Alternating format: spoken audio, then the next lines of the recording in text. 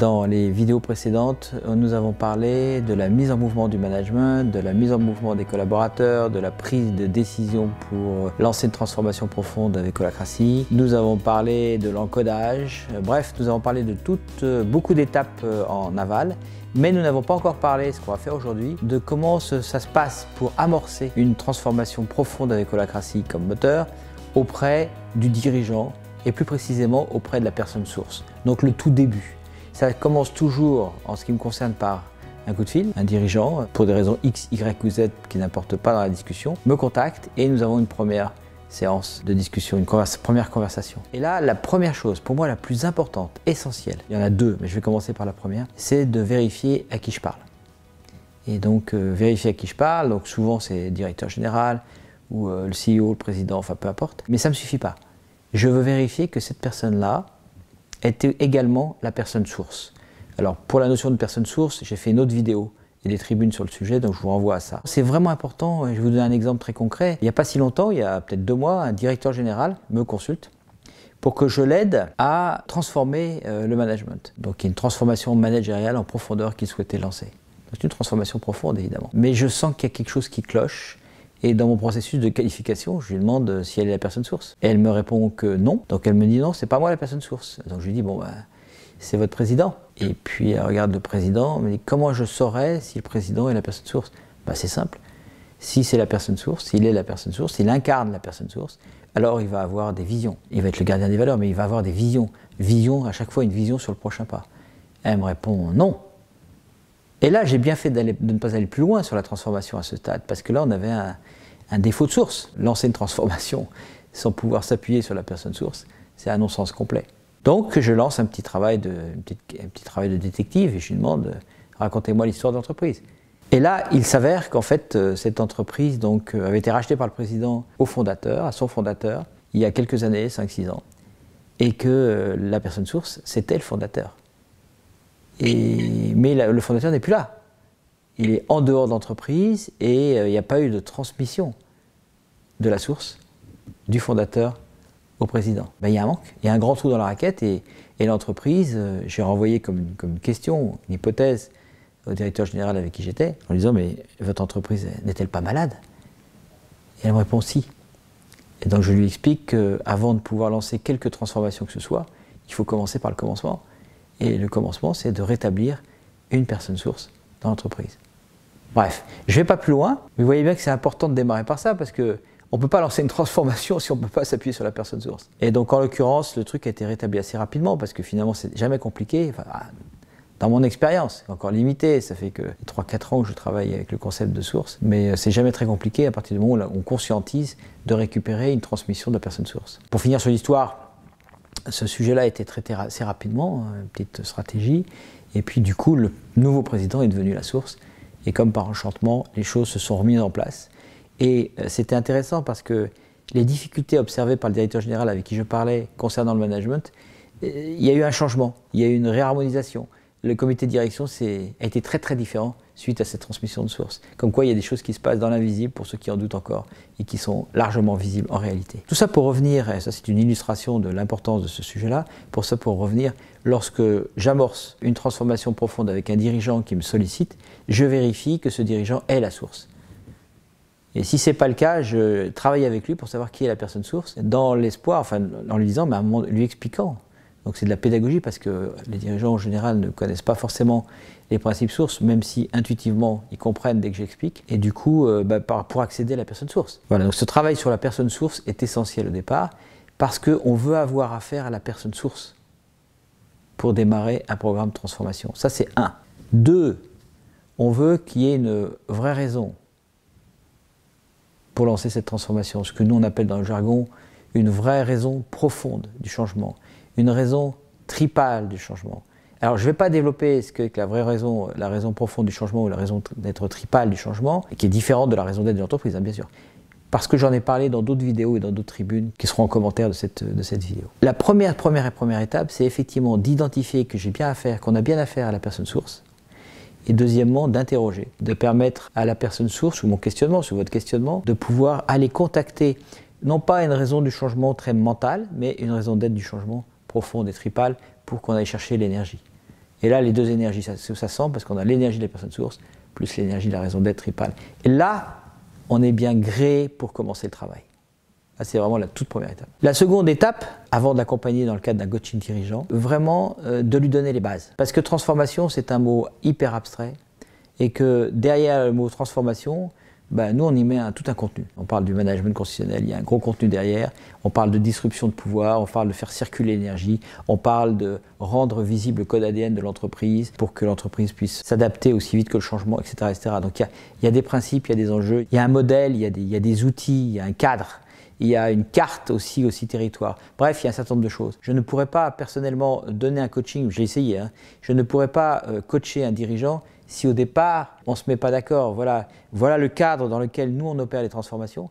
Pas de manière rigide, on est très ouvert, mais il y a quand même un cadre. Dire que l'entreprise est un être vivant doté de sa propre identité, c'est cadrant, il y a des croyances. Dire que l'homme est bon, et que, en fait, dans un système qui est sain, les comportements sont sains, dans un système malsain, les comportements sont malsains.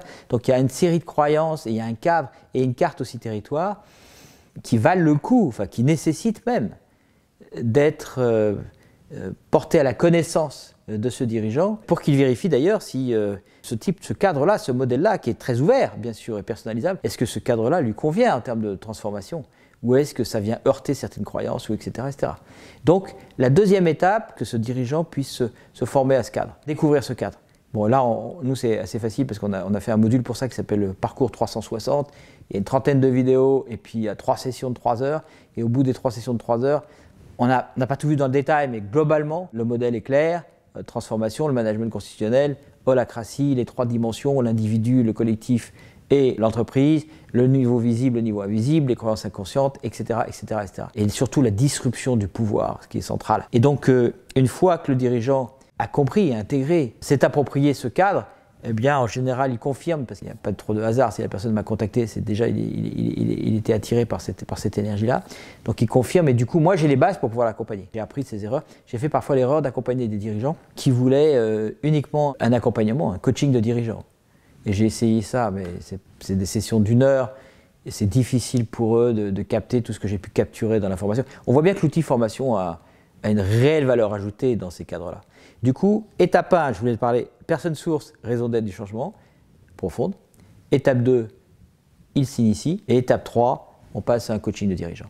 Et donc là, je l'accompagne, lui d'abord, avant les autres. Je l'accompagne pour co-créer avec lui sa roadmap, sa feuille de route en termes de transformation. Ce coaching s'appuie à la fois sur son actualité. Moi, je parle toujours du vivant. Donc, quelle est son actualité? Quels sont ses pain points? Où est-ce qu'il en est par rapport à la transformation? Je lui représente, mais en fait, il l'a vu l'information, la carte aussi territoire pour qu'on puisse naviguer et co-créer cette feuille de transformation dans les différents cadrans. Et je l'aborde tout de suite. Parfois, je le fais avant, ou si je ne l'ai pas fait avant, je l'aborde tout de suite sur les croyances implicites, limitantes. Il y a des croyances dans toute entreprise, il y a des croyances collectives, implicites, qui peuvent être limitantes par rapport au sujet de la transformation. Ne pas s'en occuper, c'est non-assistance à la transformation en danger, c'est s'assurer, garantir que la transformation va pas fonctionner parce qu'elle va être à contre-courant. Donc c'est une évidence. J'en ai parlé dans une autre vidéo, donc je ne vais pas développer, mais donc je travaille avec lui sur ces croyances collectives implicites et qui limitent la transformation. Je travaille avec lui personnellement. Souvent, il me demande d'aller plus loin, alors je lui donne les outils, je lui explique ou je design avec lui ou je co-design avec lui un atelier qu'il va tenir lui-même avec sa direction, en fait avec les membres qu'il veut, pour essayer d'identifier en collectif, en plus de lui, quelles sont ces possibles croyances collectives, implicites, limitantes. Et l'objectif de cet atelier, évidemment, va être de lever rapidement ces croyances limitantes. Peut-être pas toutes, c'est pas très grave. Et en même temps, l'objectif supplémentaire, c'est que ça va créer une culture, ça va acculturer l'ensemble des acteurs qui seront concernés, qui seront dans l'atelier, à comprendre ce que c'est qu'une croyance, à comprendre que c'est limitant, à comprendre ce monde invisible qui limite le visible. Parce que souvent, les gens ne pensent que la vraie vie, c'est que le visible. Rien que l'aspect croyance implicite, il y a plein d'autres sujets, mais rien que cet aspect croyance implicite, limitante, on est dans le non-visible. Et pourtant, ne pas le traiter, c'est se garantir de ne pas réussir cette transformation. Donc ça, c'est un gros travail important que le dirigeant peut me demander d'animer. Je n'ai pas beaucoup de valeur ajoutée à l'animer, j'ai plus de la valeur ajoutée à lever, expliquer et faire le design de l'atelier pour lui. Un autre gros sujet que je travaille avec lui avant tout autre aspect de mise en mouvement du management, des collaborateurs, etc.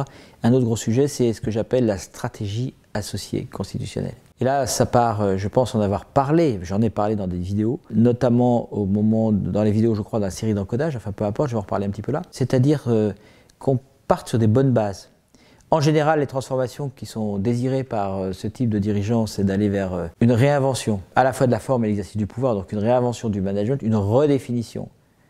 Le est sympa. Une définition enfin sérieuse du management et aussi du self-management dans l'espoir que chaque collaborateur de l'entreprise puisse prendre l'énergie de la responsabilité, se comporter en intrapreneur, en entrepreneur, etc., etc. Le rêve de tous les dirigeants. Mais en fait, ça ne marche pas. Ça marche pas comme ça. Rares sont les personnes, les collaborateurs dans une entreprise qui sont prêts à assumer la prise de l'énergie de la responsabilité, comme s'envelopper du manteau, d'une cape invisible de la responsabilité qui fait que la personne ne lâche rien, donne le meilleur et prend des risques et les assume. Là où la plupart des collaborateurs, ceux qui font bien leur boulot, le font bien, mais vont surfer, laisser filer des choses ou se laisser vivre, ou les laisser vivre dans une forme de superficialité. Et parfois, ils vont être acculés, ils vont être amenés à se protéger, se cacher ou se justifier. Donc là, on parle bien de la première catégorie de personnes, et c'est assez facile avec cette définition de scanner les collaborateurs et puis de trouver un avis. Un tel, il est plutôt à prendre l'énergie de la responsabilité ou pas à prendre l'énergie. En général, fort de mon expérience, les gens en capacité de prendre l'énergie de la responsabilité, c'est peut-être 10%. 10% des collaborateurs. Or, le rêve du dirigeant, c'est 100%. Donc il y a un gap, et gap énorme. Toutes les personnes ont la capacité de prendre l'énergie de la responsabilité. Je peux dire qu'il y a des bons et des mauvais, c'est pas vrai. Mais là, en ce moment, à l'instant même, il y en a à peine 10%, et 10% c'est sympa. Et ce sujet-là, il doit être travaillé en amont. Et donc, dans l'objectif de définir une stratégie avec le dirigeant pour savoir comment gérer ça. Et ça, c'est essentiel. C'est essentiel. Du coup, comment mesurer ça, comment évaluer ça, quel processus mettre en place pour distinguer les personnes qui prennent l'énergie de la responsabilité, comment mettre en mouvement l'ensemble des collaborateurs qui ne prennent pas aujourd'hui la prise de responsabilité pour qu'ils la prennent au fil des mois, des années. Toutes ces questions-là sont posées comment, et comment j'intègre dans le programme de transformation ce processus-là pour définir ou pour permettre à des gens d'être reconnus comme étant en capacité de prendre l'énergie de la responsabilité, ce qu'on appelle les associés constitutionnels avec Holacracy. Et il n'y a pas une réponse à ça. Il n'y a pas une seule réponse, il n'y a pas une seule stratégie, il y a plein de stratégies. Et donc ça, c'est un point vraiment, vraiment important parce qu'il va avoir un impact sur la transformation. Donc après avoir vérifié que je travaillais bien avec la personne source et avoir identifié et conscientisé cette raison d'être profonde de la transformation, puis avoir permis aux dirigeants de s'assurer qu'ils comprenaient bien le cadre, on va dire le cadre général de ce que c'est qu'une transformation profonde de ces territoires, du type management constitutionnel. Après avoir creusé avec lui, ou commencé à creuser, ou lancé un sujet autour des croyances collectives qui pourraient être limitantes par rapport à la transformation. Après avoir initié un sujet sur la définition de la stratégie concernant les associés constitutionnels, c'est-à-dire ces personnes-là qui prennent l'énergie de la responsabilité, donc qui vont être évidemment mis sous la rampe. Bien sûr, dans un système de transformation qui est inclusif, qui inclut les gens qui prennent l'énergie de la responsabilité et ceux qui ne la prennent pas encore, eh bien, il est temps maintenant, en général, il peut y avoir d'autres sujets spécifiques à telle ou telle entreprise, je me centre sur le dénominateur commun, eh bien, il est temps d'arriver à la mise en mouvement du management, parce que la transformation profonde aussi territoire va concerner d'abord et avant tout les managements. Et du coup, c'est là qu'on va se poser la question et de voir comment mettre en mouvement le management de l'entreprise. Là, je vous renvoie à la vidéo que j'ai faite sur le sujet. Et puis ensuite, une fois que le management est mis en mouvement, on va ensuite aller voir la mise en mouvement des collaborateurs, parce que sans mise en mouvement des collaborateurs, et la façon de faire la mise en mouvement des collaborateurs va dépendre de la stratégie, tout est lié. Et puis ensuite, la transformation et l'analyse des risques, et puis ensuite la prise de décision, et puis ensuite, ce sera le moment de l'étape importante, qui est l'étape d'encodage de l'ADN de l'entreprise, avant de lancer quoi que ce soit. Voilà le tronc commun, voilà l'essentiel de comment j'amorce, je ne dis pas que c'est la vérité, en tout cas c'est la façon dont je m'y prends aujourd'hui, et ça va s'améliorer, comment j'amorce une transformation profonde avec un dirigeant, en vérifiant que c'est bien la personne source, et puis en lui permettant de comprendre bien le cadre à travers une formation, et ensuite, parcours de coaching. Donc parcours de coaching de dirigeants, c'est des sessions d'1 heure avec un rythme dépendant de la bande passante de dirigeants. Tout ça avant de lancer la mise en mouvement, enfin toutes les autres opérations, mise en mouvement du management, des collaborateurs, etc. Voilà ce que je voulais vous dire sur le thème de comment amorcer une transformation profonde avec le dirigeant personnes sources.